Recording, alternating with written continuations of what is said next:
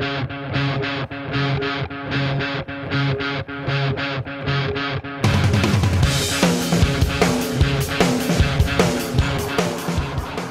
é que uma garota tão linda e inteligente como eu tem que ser filmada. E aí, gente? E aí, pessoal, tudo bem? Olá, pessoal. Olá, pessoal. Tudo bem. A gente tá aqui... Ele perguntou tudo bem. E aí, em casa? Verdade. A gente tá aqui com arquiteta, dubladora, atriz, intérprete e mais um monte de coisas. Locutora. E locutora. Não podemos esquecer, afinal foi assim que começou, né? Foi. Não, comecei como arquiteta. Depois eu comecei como atriz. Aí eu fui fazer locução e dublagem. Ah, muito bom. Bom, pra quem não tá reconhecendo ainda direitinho, né? Gente, mostra a foto da mulher. Agora sim. Ai, olha, de novo, ela só fala sempre a mesma coisa, que ela é linda. Mas isso vocês já sabem. Que pecado cometi por ser tão bela. Linda, linda. Estamos aqui com Tânia Gaidard, certo? Acertou, meu bem. Bom, E Fabinho e Roberta. exatamente. Mas isso é o de menos, né? Todo mundo já sabe, né? Não exatamente, mas tudo bem, a gente tá com ela e é isso que importa. Bom, a gente veio trazer aqui pra vocês uma entrevista realmente exclusiva. Vocês nem imaginam como foi difícil conseguir isso. E foi mesmo. E foi caro, né? Meus honorários. A gente deixa isso depois, tá? Bom, especialmente pra vocês. Então, eu espero que vocês curtam e aproveitem. E não reclamem se não gostarem também, porque eles já fizeram mesmo. Vamos lá. Primeira pergunta. Então, primeiramente eu queria perguntar se no começo todos te apoiaram com essa profissão de dublagem. Ah, na profissão? Tinha muito o que apoiar. Todos têm famílias? Família, amigos, assim, se curtiam, se achavam estranho, se gostaram da ideia. Não tinha muito assim. Quando eu era bem novinha, antes da dublagem, eu entrei na faculdade com 17 e meu pai queria que eu fizesse arquitetura. Eu nunca tive muita noção espacial, só que na época eu não sabia muito bem por que eu não ia ser uma ótima arquiteta. E daí meu pai eu queria fazer psicologia, alguma outra coisa, mas fui estudar arquitetura em Santos, adorei, foi uma faculdade bárbara. Minha tese foi cenário e figurino, TCC, né, na época. E eu passei, foi muito legal, só que na primeira faculdade eu fui estudar teatro, meu pai não gostou, aí eu fui ver minha primeira peça. Um ano e meio depois que eu tinha feito básico, profissionalizante, ele falou, já fez a peça? Tá tudo bem? Eu falei, não, quero acabar a escola. Aí fiz 3 anos de escola e daqui a pouco vocês vão fazer as contas, vão ver minha idade. Então eu fiz um mês de escola, fiz um mês de escola, e daí acabou, e daí eu fui, acabou a escola, eu logo comecei a trabalhar com voz, então assim, eu quase nunca atuei muito, nunca trabalhei muito como atriz, porque eu comecei logo a trabalhar com voz. Nessa época eu já não tinha muito assim que apoiar ou não. Pelo lado do meu pai, ele queria mesmo que eu fosse arquiteta. Minha mãe me ensinava a ler, direito, interpretar desde pequenininha. Então, desde muito pequenininha, eu lia, falava poema nas escolas, nas festinhas do Lions, eu ia com os meus avós. Sempre era eu que cantava, declamava. E isso veio desde pequena. Então isso te ajudou, essa? Ah, não, foi por isso. E aí, sem querer, nem eu nunca imaginei ser dubladora, que nem a moçada veio hoje falar comigo. Como faz para ser dubladora? Eu nunca quis, aconteceu. Eu queria fazer teatro. É uma coisa muito complicada fazer teatro. Admiro quem faz, consegue, depois consegue trabalhar teatro, cinema, televisão. É muito difícil. É porque também a gente sabe que no comecinho, né, quando estavam começando a dublar, por assim dizer, quando pegou a dublagem, era uma coisa meio que escondida, né? Além de não ter internet, era uma coisa assim mais, entre aspas, reservada, que não tinha muito mercado ou não tinha muita visibilidade no comércio. Era assim ou não? Não, acho que não tem esse lado. O que não tinha mesmo era internet e anime. Eu não gosto de falar nem anime, nem cosplay, eu falo cosplay. Eu falo anime porque na minha época, nos anos 90, a gente falava anime, que era bem a pronúncia japonesa mesmo. Eventualmente vocês vão me falando anime. Então, como não tinha, a gente só ficou conhecido não, mas graças a vocês que gostam das personagens e tiveram interesse na gente e na nossa profissão. Muitos de vocês querem se tornar dubladores, ou muitos só têm curiosidade. A dublagem, que eu me lembro quando começou, vamos supor que tivéssemos 250 dubladores em São Paulo, 250 no Rio. E acho que até hoje mantém essa média, talvez não muito, porque se você ouvir as vozes, elas se repetem, elas são aquilo. Por mais que entre gente nova, não, tem que inovar, não rola, é aquilo. Quem trabalha bem, tem que ter um ritmo muito assim, são aqueles.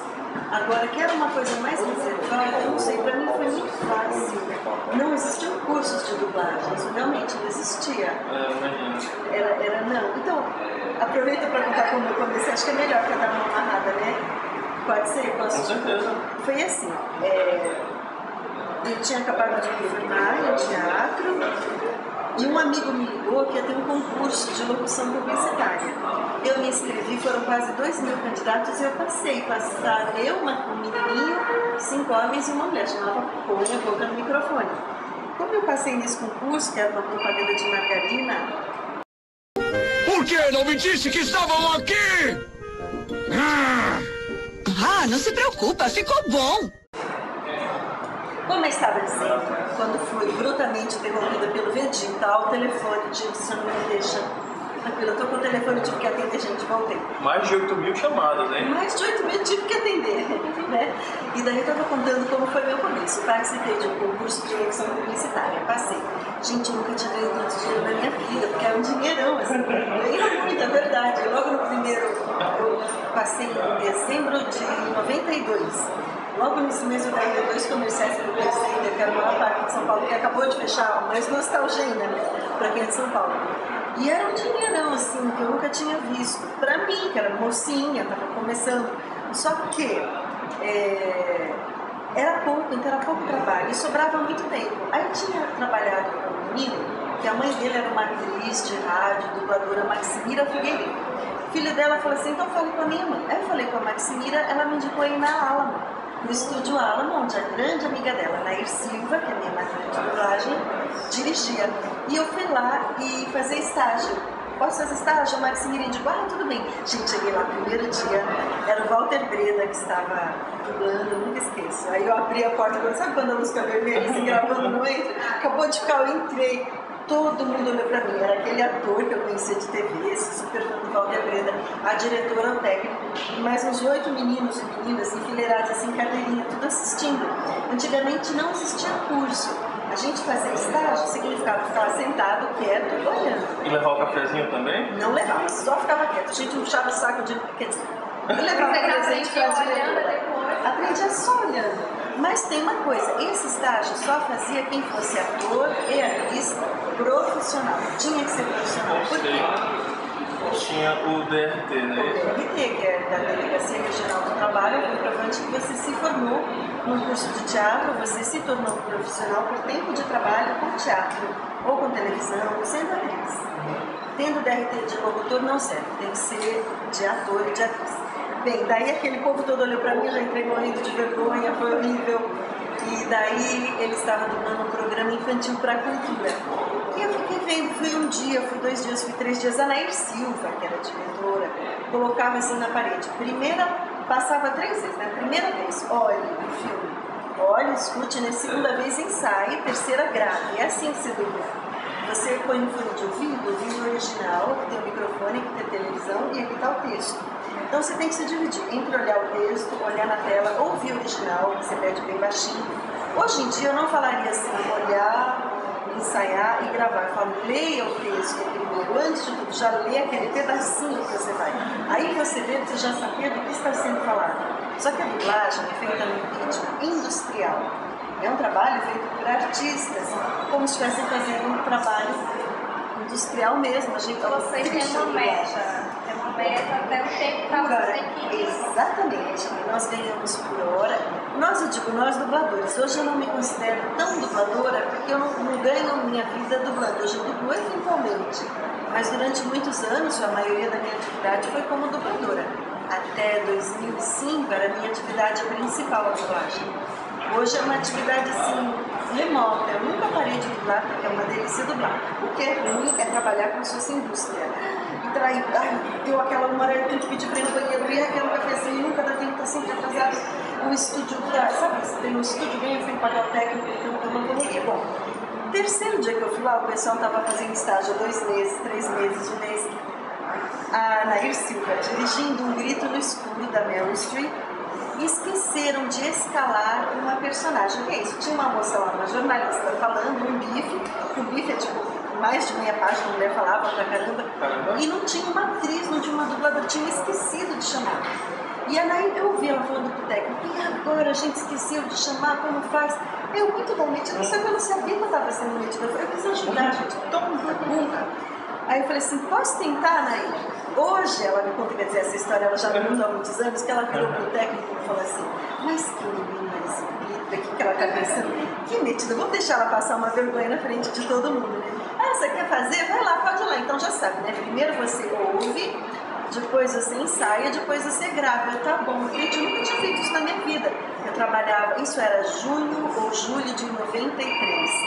Eu estava há 6 meses trabalhando com locução e algum tempo, pouco tempo, formada em teatro.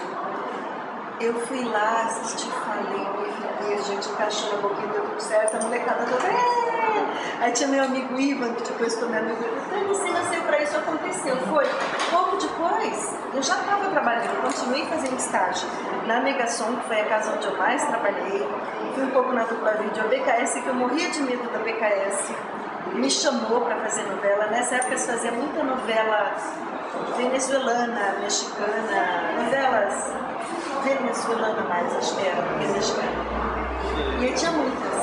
E aí foi assim que eu trabalhei, comecei. Que começou? Aí eu comecei a trabalhar direto. Aí desde então, trabalhos não parou de aparecer? Aparecia direto. Foi uma época que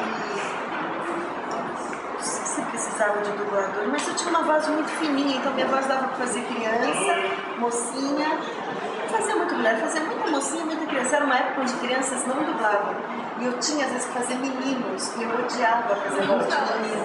Odiava. Aí a Leda Figueiredo falava, tá com uma batata quente na boca, gente, eu odiava. A Fátima Noia, que começou na mesma época que eu, a Úrsula, que já tinha começado antes, e a Angélica, a Úrsula Bezerra e a Angélica Silva, né, que faziam os maiores menininhos da época, assim, a própria Leda Figueiredo, voz de menininhos eram elas. Geralmente se via isso nos seriados japoneses, né? Nossa, direto. Principalmente aqueles menininhos que ficavam com calção até. Tudo voz de mulher, de senhora, de moça. Aquela voz mais fina. É coisa caricata. E antes de mim, quando eu era pequena, assistia Tigre, Feiticeira, criança, imagina, tudo mulher que fazia. Hoje não, hoje tem crianças pequenininhas que são profissionais. E uma curiosidade, essas crianças hoje em dia ganham o mesmo valor por hora que os dubladores de 70 e poucos anos, de 30, de 40. Todo mundo teve o mesmo valor por hora, exceto assim, no filme tem os 2 primeiros papéis, os 2 principais, os 2 coadjuvantes e os outros. É uma pequena diferença, mas você não ganha mais por estar em cima, menos por estar em cima, é igual. Então não tem certo modo aquele preconceito, não, porque a pessoa é veterana, ela vai ganhar mais do que a pessoa que está iniciando agora. Nem sei se seria um preconceito ou se seria injusto, como locução publicitária, cada um faz seu cachê. Entendo. É diferente. Cada um faz seu cachê dentro de um cachê de mercado, obviamente. Mas na dublagem em si, os direitos são iguais, né? O que acontece é que tem os que trabalham muito, é aquele povo que trabalha de manhã até de noite, os que trabalham 1 hora por mês, né? E os que vão fazer muito vozerio. Tem muitos atores que nunca fizeram grandes papéis principais. Ganham a vida fazendo pontinhas e trabalham 3, 4 horas por dia.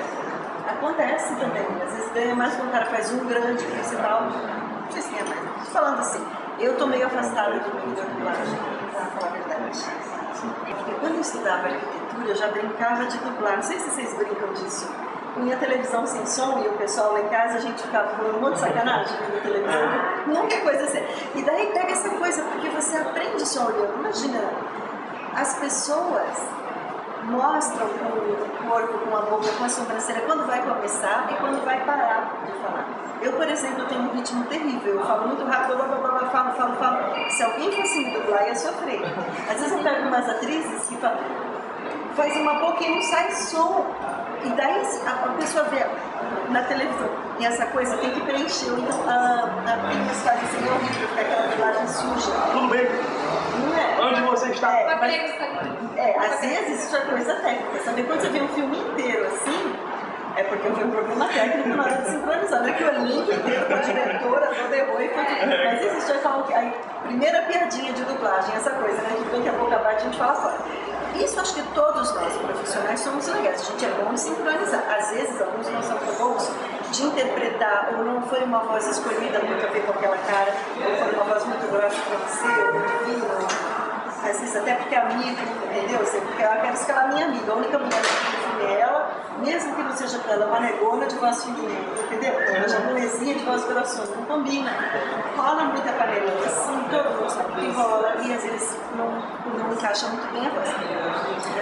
Mas sincronizar, a gente sincroniza sim. Tem muitos problemas técnicos que fazem, às vezes não fica tão perfeitinho na boca, às vezes o cara é meio iniciante, mas também rola, né? Claro. E assim, na dublagem, qual foi o primeiro personagem que esse foi o mais importante, mais conhecido? O primeiro personagem? Então, não até que foi mais conhecido, mas uma personagem, nessa época ainda de aula, a Nair sabia que eu falava alguns idiomas, e Anos Incríveis, vocês lembram? Caramba, não acredito. É uma das minhas séries preferidas. Ah, então é linda, é muito Muito perfeito. Eu chorava sempre no filho. No dia da independência. Que bonitinho. Então, eu assistia já Anos Incríveis em casa, e daí eu fui dublar, comecei na aula, nessa época que se dublava Anos Incríveis. E aí apareceu uma francesinha, uma loirinha da aula de francês, a Madeleine, que a Anaí falou assim, a Tânia faz línguas, põe ela para fazer a Madeleine. E ela pedia a palavra da manteiga, que queria manteiga, o chocolate, mousse ou chocolate. Eu pensei que a gente pudesse conversar. É mesmo? Bem, talvez isso esclarecesse as coisas. Como o que aconteceu naquele primeiro dia, sobre ter me beijado, sobre... Sobre que vamos cozinhar. Cozinhar? Eu pensei em mousse de chocolate. Se não tiver nada contra. Viu que linda, Madeleine, loirinha? Essa daí foi meu primeiro papel fixo em dublagem, porque ela apareceu algumas vezes. Em Anos Incríveis eu cheguei a fazer 4 papéis. Depois, quando ele casou, fiz uma mulher dele. Não me lembro, a Beck, não, fiz alguns personagens. Só que daí, personagem fixo, eu fiz os de novela, as vilãs de novela. Aí é claro que de anime, o que mais marcou foi graças ao Nelson Machado, já a época que eu trabalhava muito na Megações, que eu devo ao Jorge Barcelos, a Denise Simaneto, ao Nelson Machado, meus padrinhos de lá, foi Street Fighter e a Chun-Li, que foi a grande dos animes. Eu fiz também na dupla Hidra, eu fiz Chun-Li, a Leda Figueiredo me dirigiu, mas não marcou muito porque eu não sabia bem o que era muito difícil, eu não sabia se não era chinesa, japonesa, eu não entendia nada, igual faz e fazia. Mas a Chun-Li foi legal, porque eu fiz o filme do Van Damme, fiz toda a série, e depois não posso falar outra, você já... Depois fala. Acabou de falar na Chun-Li, né? Tem um fato engraçado, até meio curioso, que aconteceu, não é? Quando estava começando a dublar a Chun-Li... Acho que você está confundindo, ou eu confundindo, acabei de falar, com o Tigre e Dragão. Ah, mentira, eu estou confundindo, porque eu estou confundindo mesmo, né? Com as coisas. Com a Chun-Li teve um fato muito engraçado. Eu até cheguei vergonha de contar. É uma bobeira, gente, é uma bobagem. Lembra que eu dei uma admitida quando eu comecei a falar eu vou dublar, Silvia? Eu dei admitida de uma só. Aí, dei admitida. Não, estava bem no começo da dublagem, eu acho que ainda não tinha ido pro ar. E eu mal sabia de animes, de animes. E o Marcelo Del Greco tinha vindo me entrevistar. Marcelo Del Greco também é um companheiro desde o início da carreira, sempre acompanhando o meu trabalho. Jornalista, tradutor. E aí o Marcelo falou, eu entrevistei o Machado, falou o que era tal. Fiz fotos lá em casa. Até a gente tirou foto no box de roupa. Vai ter foto longa do banho da Chun-Li. Então eu vou fazer no box, até hoje no banho da Chun-Li. Mas não pode ser foto de roupa no box. E daí eu fui viajar para Porto Seguro com a minha mãe. E eu nunca tinha visto essa revistinha. E eu vi um molequinho de uns 10, 11 anos no aeroporto vendo uma revistinha Street Fighter. Gente, eu era só de olho passado e olhava, né? Assim, oi, tudo bom? Então, sabe, que eu sou dubladora, né? Que ela faz voz, desenho. Esse desenho aí já vai na televisão. Eu vou te mostrar esse daqui, ó, Chun-Li. Tô fazendo a voz dela, sabia? Quer que eu autografe essa revista? Eu ofereci. Ou seja, em algum lugar do mundo existe essa revista, esse moleque me jogou fora em 95. Esse autógrafo vale muito, se vocês resgatarem. Olha, você sai de casa, se você for ver essa pessoa. Que em 93, um menino tinha uns 10, 11 anos, faça umas contas, o moleque tá milionário, só falta vender pra ele. É só vender, é vale um dinheirão. Então é isso, meu fato curioso da Chun-Li. Era basicamente, eu acordava sábado cedinho pra ver o menino, eu achava eles lindos, né? Gente, eles não são gatos, ele pulava pelado na piscina. Particularmente eu prefiro a Chun-Li. A Chun-Li linda também, né? Mas, então, o Street Fighter foi basicamente isso. Foi o primeirão de coisa. E agora, você prefere filmes dublados ou legendados? Assim já de cara? Não, porque é toda uma coisa, não só filme, tem os reality shows, tem os desenhos, né? Tem as novelas, tem muita coisa que é dublada ou legendada. O que eu prefiro verdadeiramente, o que eu acharia que tudo tinha que ter versão legendada, não só original, legendada mesmo e dublada. Porque o dublado serve para um público para uma hora e o legendado para outra. Tem filmes que eu adoro ver legendado, eu aprendo idiomas, eu gosto de falar línguas, eu gosto de ver o ator na voz original. Tem filmes que eu gosto de ver dublado, eu gosto de ver dublado quando em São Paulo, quando eu estou trabalhando, é um trabalho que eu fiz hoje com os colegas, só que aí eu vejo ligada no trabalho. Eu gosto de ver como é uma dublagem do Rio, que eu viajo, não conheço os dubladores e não estou vendo a carinha de cada um, então eu estou mais no filme. O sotaque do Rio me incomoda um pouco. Só que a naturalidade do Rio é maravilhosa, eles têm uma coisa, eles são soltos, eles têm uma relação com o texto que parece que o pessoal de São Paulo ainda não chegou lá. A gente, os melhores dubladores, não leem o que está escrito, mudam, falam com as próprias palavras. Se é uma advogada vai falar de um jeito, se é uma criança de outro, se é um surfista de outro. E o tradutor coloca aquele texto muito duro. O carioca é ótimo em deixar aquele texto mole, legal, os diretores deixam. Em São Paulo a gente deve isso, então. Ela é lapidada, né? Que a gente faz aqui do nosso jeito, mas a gente também engatinhando. Agora o sotaque do Rio, a gente sempre se acostuma mais ao nosso sotaque. Mas como eu estava dizendo, eu gosto de filme legendado, eventualmente em São Paulo, só que eu me sinto trabalhando, mas essa tradução, dizia ali de cima, me incomoda um pouco do filme dublado, porque eu não relaxo, parece que eu estou trabalhando. Só que às vezes, por exemplo, você está lavando louça,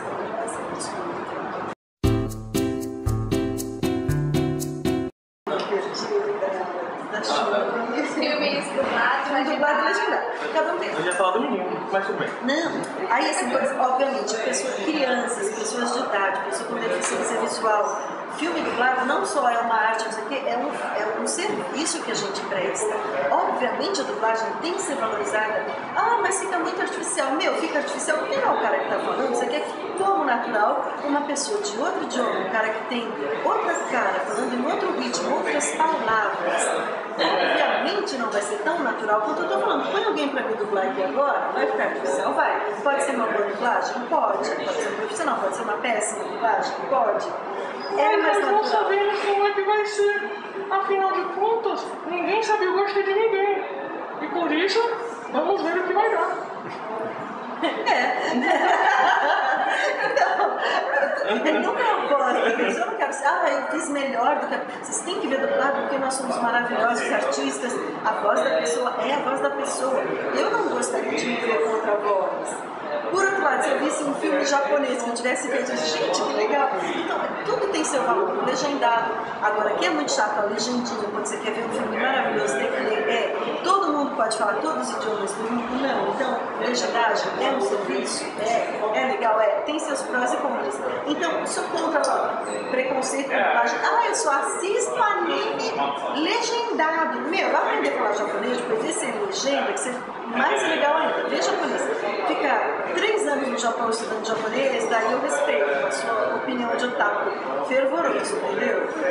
Porque você era pequenininho, você via legendado com 5 anos de idade, então me desculpa. Eu acho que não. Não, tô falando brava porque às vezes dublado com preconceito. Não são vocês que têm que ter preconceito com a gente, porque graças a vocês que nós temos um pequeno público. O Brasil tem trilhões e quatrilhões de habitantes. Tem alguns poucos sotaques que são quem nos conhece e nos dão valor. Então, por favor. Eu não te conheço, viu? Nunca mais quero te ver! Quem precisa precisar dele. Ele é um garoto muito forte, tem uma das esferas, mas eu não preciso dele. A gente tem que agradecer aos dubladores em si por darem voz e vida aos personagens. Ai, que bonitinho. Ai, esse menino é muito Eu vou repetir. Não, repita. E como a Tânia falou mesmo, né? Existe todo o público. Existe o público que talvez tenha problema. Eu mesmo sou um pouco míope. Eu tenho um problema com legenda. Eu fico tendo legenda que eu perco. E também, assim, criança pra ficar lendo é muito chato, criança, né? Então você tá juntando. Então, e como ela mesma disse, a pessoa que dubla, ela tem aquela preparação, ela é uma atriz, né? Então você não vai colocar qualquer voz. É uma voz mesmo de um especialista, colocando toda entonação. Se tá triste, faz uma voz de tristeza. Se tá alegre, faz uma voz de alegria. Se tá animado, se tá agitado. Então, isso passa muito pro público. E o público, ele consegue, assim, todos nós, a gente consegue captar quais as emoções que passam através da voz. Isso é muito importante. Gente, por falar em emoção, por mais que eu falo que é um trabalho industrial, não sei o que, eu já me peguei chorando em várias dublagens que eu fiz. Recentemente eu dublei um filme tão legal, não sei se vai assim, porque ele é chamado uma comédia dramática, trágica, uma coisa assim. Procura-se um amigo para o fim do mundo. Ah, esse eu vi. Esse eu vi. É tão legal. E daí eu chorava. Eu fiz em 2 dias. E no primeiro dia que a gente teve que parar, eu e a diretora, a gente se abraçou na cena e começou a chorar, porque eu já saí de lá chorando, porque era uma cena, e eu fiz a cena, a menina chorava na cena, só que ela tinha que fingir que ela não estava chorando, que ela estava olhando para os pais, ficar um pouco fora. E aquela coisa de segurar o choro. No dia seguinte, daí 2 dias depois, 3 dias depois que eu voltei lá para fazer, e daí também acabei o filme chorando aos prantos, e daí quando eu cheguei no estúdio estava o técnico e a diretora chorando, porque tem obras muito bonitas e que te pegam, e você realmente passa uma emoção. Só que eu adoro fazer cena de choro, assim, você vê o ombro da pessoa, de trás você já vê, e você pega, e aí você pode inventar coisas no choro, você erra, e o texto, você improvisa, rola muita improvisação também, quando você já tem anos de experiência, você pode improvisar, é importante você olhar na boca, no olhar, falar alguma coisa, você sabe que ela já vai acabar, você acelera a frase, fala, você pode Frente. Não me manda sair. Some. Não, por favor. Ai, Cora, me deixa em paz. Eu quero tomar banho sozinha. Eu não gosto do seu rabo e eu não preciso de um. Então, se aproveitando, a gente tá falando da personagem Bulma. que nós acabamos de ver um trechinho. Isso. Então, assim, vai sair agora um novo filme, né, do Dragon Ball. O que assim, você está achando? Tem a estreia no Japão, é 13 de março de 2013. O que eu tô achando e tô esperando, a gente já tá... Ela tá ligada, hein? A gente já tá esperando isso, é que venha para o Brasil o mais rápido possível, mas que venha para ser dublado, né, gente? Senão vamos ter que ir todos para lá assistir. A gente já até parece, né? Não, fazer caravana. Não, porque só chegando pela internet onde for gostaria. Agora, sim, vocês devem saber que a Alamo, que era o grande, maior estúdio de São Paulo, fechou as portas no ano passado. Com a Alamo a gente podia contar sempre que eles eram corretíssimos, iam chamar os antigos dubladores, quem já tinha a gente começou lá. Não que os outros não sejam corretíssimos, exceto um aí, que não é onde eu dublei Dragon Ball, mas isso não vem ao caso.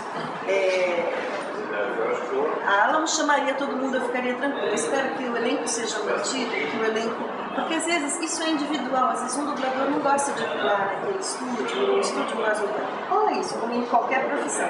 Espero que seja dublado. Eu achei que ia passar um... Achei que ia passar um Robert. Você passou um lugar aqui.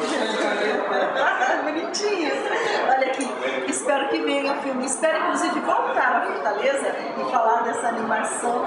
A gente fala dele, porque eles aparecem mesmo, porque tem o Robert nesse tempo, como até faz placa. Aquelas coisas naturais que não são combinadas. Com certeza. Basicamente isso. Oh, meu Deus, quem é esse estranho? Estranhíssimo, né? O que mais, meninas e meninas? Então, assim, pra finalizar, a gente trouxe esse pôster da Bulma. Linda! Para a Tânia autografar e a gente vai sortear entre os fãs. Tá? A sortear, você já sabe qual vai ser o método do sorteio?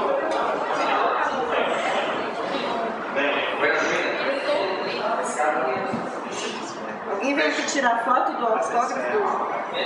Aí, além do post, a gente também quer dar as esferas do dragão. Mentira! E o regulamento vai estar... mim, eu quero. O regulamento vai estar aqui abaixo do vídeo. Ou aqui em cima, dependendo do editor. Gente, as esferas eu penando pra achar e o cara ganha rapidinho. Pois é, vocês já perderam. Assim, esferas a gente não trouxe, mas a gente trouxe uma lembrancinha que é exclusiva aqui de Fortaleza para a Tânia. Gente, o momento que eu vou Pra ela lembrar aqui da nossa terra. É simplesmente um minutozinho, né? Vamos mostrar.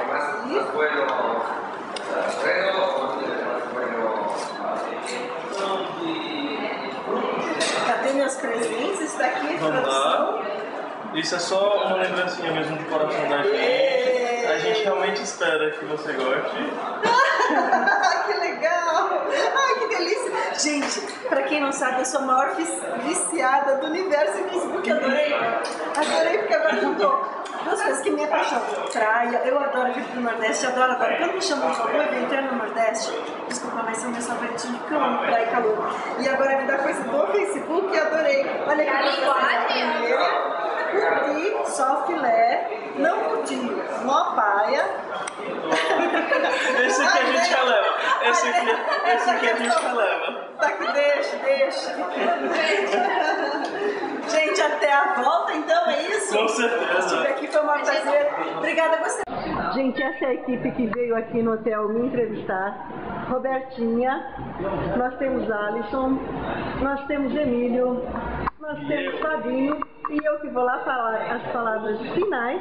Para aparecer todo mundo, a gente vai ter que ficar mais pertinho. Junta aí, Fabinho. Eu vou lá atrás. Isso aí. Eu vou aqui atrás.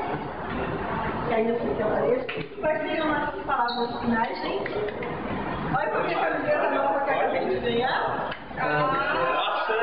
Acesse o Sete Cosplay, né? Isso é importante. Boa entrevista. Eu tenho já de propaganda, já que eu já lá, né? TaniaGaidarte.com é meu site. E vai aparecer o link aqui. Não, na descrição. Aqui, na descrição, em qualquer lugar do vídeo. Isso. E no Facebook, esses quatro hoje mesmo vão curtir o meu fã-clube, que é o pessoal que eu amo. Eu não posso deixar de mandar um beijo pro meu fã-clube. Meu fã-clube Queca, João, Pedro, o pessoal do fã-clube, todo mundo que tá lá, todo mundo que curte. Curta o meu fã-clube no Facebook. Quando curte, chama Sol Filé. Só fã-clube Tânia Gaidarte. Gente, obrigada por aguentar, eu falo pra caramba. Vamos pra tchau de novo. Tchau, pessoal. Desculpa, é só... É bom que isso não toque, hein? Deixa isso aqui, essas gravações, sempre bem.